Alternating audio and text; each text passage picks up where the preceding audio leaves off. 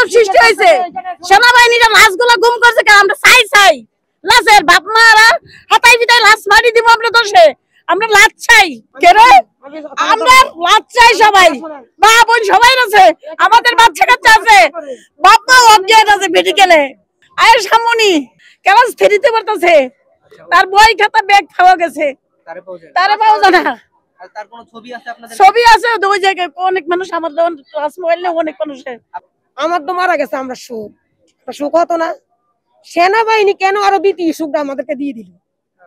লাশের সংখ্যা বলে না কেন? আমাদের দাবি একটা, আমাদের বাচ্চাদের শরীরে কেন আঘাত করলো সেনাবাহিনী? ওরা জিজ্ঞেস করছে, এই যে সিআইডি লোক জিজ্ঞেস করছে, ঠিক আছে, তদন্ত কর্মকর্তারা জিজ্ঞেস করছে আমার এই আফারে যে আপা এখানে কতগুলো হোস্টেল আছে, যদি ওদের মনের মাঝে যদি সারামি না থাকতো। তো উনি কিন্তু মানে নাই, হঠাৎ করে আল্লাহ মনে বন্ধ করে যে তার মুখের পানি খায়। উনি কিন্তু এখানে যে হোস্টেল আছে এটা কিন্তু উনি বলে নাই। ও ভাবি আমি কিন্তু ইচ্ছা করে না, কিন্তু কি জানি অজানাতে আমার এইটা ভুল হয়েছে, আমি বলি নাই। বলছে ওই হোস্টেল ওরা চিনে, নতুন আসছে চিনে না, বলছে ওই ওখান থেকে কিন্তু ভিডিও করতে পারবে না। বলছে যে ওই যে হোস্টেল আছে, এই যে আছে, এইটা কিন্তু বলে না। মেয়েরা যখন রাতের 2টার সময় যখন 12 না কয়টা অ্যাম্বুলেন্স ঢুকছে, মেয়েরা সব বন্ধ করিয়া মেয়েরা ভিডিও করতে আছে।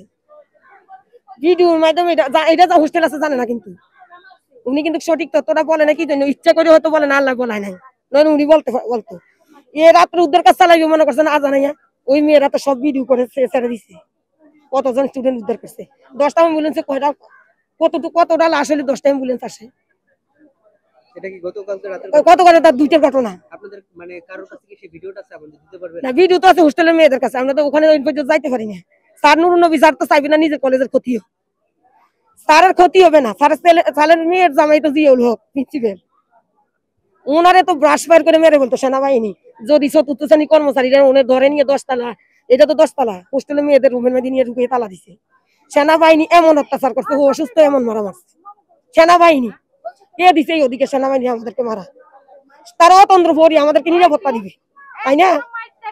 তারা আমাদেরকে তারা নিরাপত্তা না দিয়ে আমাদের অত্যাচার করবে কেন? আমার বাচ্চা পরে, আমার বোনের বাচ্চা পরে মিডিয়াকে বলে যে এতজন বাচ্চা মারা গেছে। এই অরিত্র চৌধুরী যে মারা গেছে, 3 জন সমুদ্র সৈকতে মারা গেছে, ওরা মা বাবা কি আন্দোলন করছে সাগরের পরে? এখনো বসে আজকে 20-25 দিন। কার জন্য? লাশের জন্য। ছেলে তো জীবিত হবে না, তা আমরা তো লাশের জন্য। আমরা কি চাই সেনাবাহিনী আমাদেরকে 1 টাকা দেয়? আমরা সেনাবাহিনীর কাছে টাকা চাইছি, ওরা টাকা ওরা খাক, ওরা টাকা দিয়ে একজন 10টা বাড়ি 10টা গাড়ি, আমাদের টাকা দিয়ে তো আমাদেরকে বিয়ে নেয় না। কার টাকা দিয়ে দেশ চালা? আমাদের কেনে না।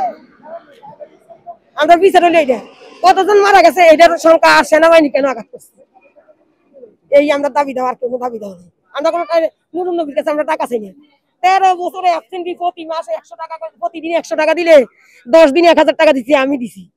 আমার মেয়ে ফার্স্ট ইয়ারে এসএসসি পাস করার পরে ইন্টার পড়তে চায় না, জোর করে ভর্তি করতে বিদায় আমার মেয়ে ক্লাস করতে বেঁচে আছে ইনশাল্লাহ। আজকে পরীক্ষা ছিল আমার মেয়ের, আমি কলেজে দিতে পারি না, আমি অ্যাবসেন্ট ফি সব কিছু রেখে দিচ্ছি। যদি আমি অ্যাবসেন্ট ফি যদি 100 টাকা দিয়ে পার ডে, তাহলে আমার মেয়ে যদি এতদিন বন্ধ থাকে, কত টাকা আমি দিয়ে এসছি। আমি একজন গার্ডিয়ান, কিন্তু শত লক্ষ গার্ডিয়ান আছে মাইলস্টোনে। মধ্যবিত্ত নিম্নবিত্ত ফ্যামিলির লোক মাইলস্টোনে পড়া ভালো দেখে, তাহলে প্রতিটা ক্লাস হচ্ছে যদি 30 জন করে স্টুডেন্ট থাকে, এই বিল্ডিং এর মধ্যে কতজন স্টুডেন্ট আছে গণনা করার কিছু বাকি থাকে? এটা কি আর সংখ্যা গণনা করে বলতে হবে?